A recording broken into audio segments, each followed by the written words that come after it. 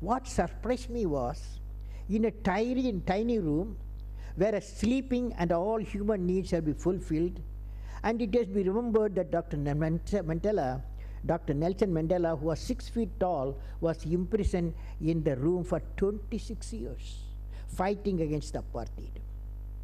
The major part of his life was spent in the silent island. He used to be taken for quarrying in the nearby mountain for a few hours in bright sun.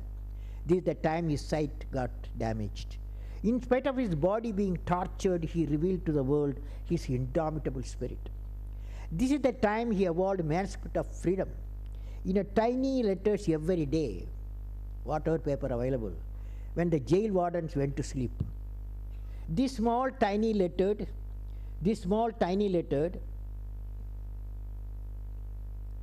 manuscript finally became the famous book of Mandela, A Long Walk to Freedom. Beautiful book, you must read, young fellows should read. It was a great event for me to meet him in his house in Johannesburg. What a moving reception. The man at the age of 86 gave with all smiles a radiation of happiness. Dear friends, I would like to share with you, when I entered Dr. Nelson Mandela's house, I saw him a three-dimensional form with cheerfulness. The mighty man who got the freedom for South Africa from the tyranny of apartheid. When I was leaving from his house, he came to the portico to give me a send-off, and while walking, he discarded his walking stick, and I became his walking stick support. While walking, I asked him, Dr. Mandela, can you please tell me about the pioneers of anti-apartheid movement in South Africa? Mandela immediately responded spontaneously. Of course, one of the great pioneers of South Africa freedom movement was M.K. Gandhi. India gave us M.K. Gandhi, we gave you back Mahatma Gandhi after 2 decades. That's what he said. Mahatma Gandhi was an apostle of non-violence, he said. Mandela said, Mahatma Gandhi was an apostle of non-violence, unquote. This is indeed the tradition of India, to enrich whichever nation we go. Our foremost responsibility is to enrich that nation. Enriching the nation is not only in financial terms, but enrich with knowledge, enrich with sweat, above all enrich. In two political leaders, above all, when he became this, what's happening is enriching the nation is not only financial terms, but enrich the knowledge, enrich the sweat, above all enrich with the honor and self-dignity. Nelson Mandela, when he became the president of South Africa, he gave the people who specialized in apartheid, ill-treated him, put him in the jail for 26 years, freedom to move, freedom to live in South Africa as equal citizens. He changed the constitution. He gave the full freedom. So Nelson Mandela, when he became so friends, dear friends, the big lesson that we learned from this personality of Dr. Nelson Mandela is beautifully captured in one of the Thirukural, written 2,200 years back by the poet Thiruvalluvar. He says, it is in Tamil, Inna Saidarai Urtal Avarnana Nannayam Seiduvidal, which means, for those who do ill to you, the best punishment is to return the good to them. Now you have seen two political leaders, Mahatma Gandhi ji and Dr. Nelson Mandela, indeed transformed India and South Africa, two independent democratic nations of more than 1/6 of the world population. This leadership has paved the way for many nations towards freedom movement. Now I am going to talk to you very pressing problem. See, now I would like to talk about Professor Wangari Maathai. I don't know how many of you know Wangari Maathai. Wangari Maathai, who has a passion for environment and biodiversity and is contributing to the sustainable development and growth of planet Earth.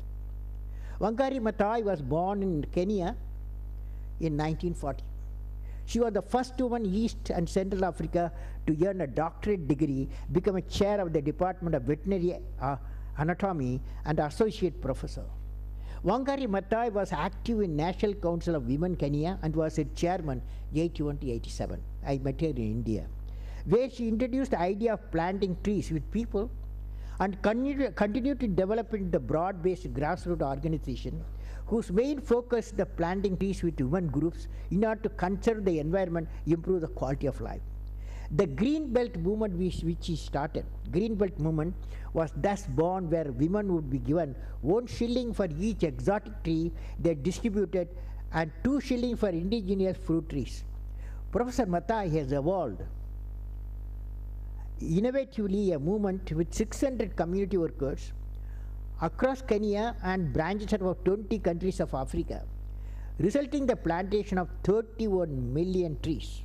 She and Green Belt movement have received received numerous awards, including from India, most notably the 2004 Nobel Peace Prize.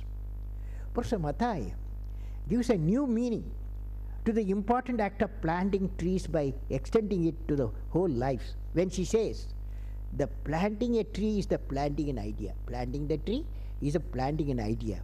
She highlights the qualities of patience, persistence, commitment in planning and realizing a future, which is what we learn when we plant trees and wait for them to yield fruits for the next generation. She believes that no matter how dark the cloud, there's always a silver lining. That is what we must look for. That's our life. The silver lining will come, if not to us, then to the next generation, or the generation after that. And maybe with that generation, the lining will no longer thin. India values Professor Mathai's involvement and contribution in furthering the relationship between India and Kenya. Had the privilege of honoring her with the Jawaharlal Nehru Award for International Understanding for the year 2005 at the time as the president.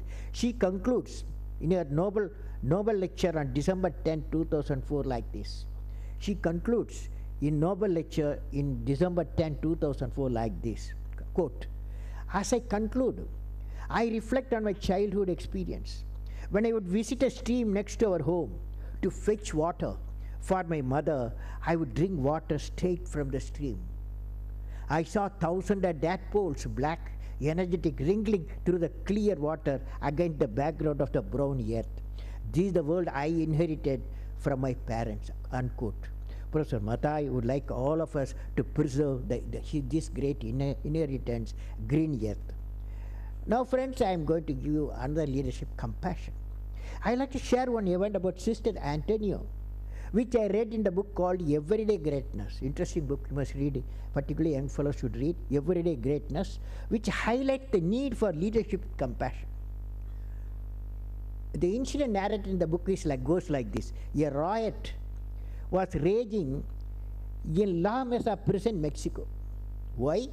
2,500 prisoners were packed in a compound, which had been built for only 600 people.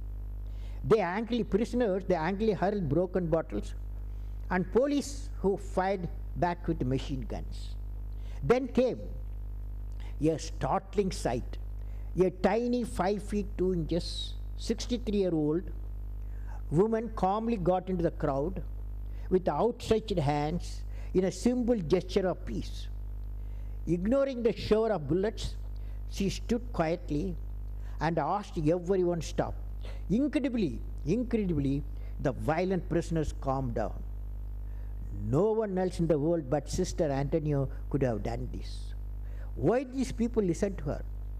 All because of her decades of service to the prisoners. She's a rich lady. She said, "I'm going to serve prisoners," by her choice. She sacrificed all her life for the sake of prisoners, lived in the midst of murderers, thieves, drug lords, all of whom she called her sons. She attended their needs round the clock, procured antibiotics, distributed eyeglasses, washed bodies for the burial, and counseled suicidal.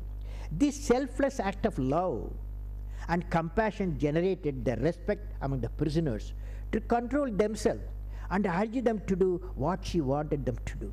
What a great message for humanity. We have seen a leader. We have seen a leader with compassion is there for even prisoners.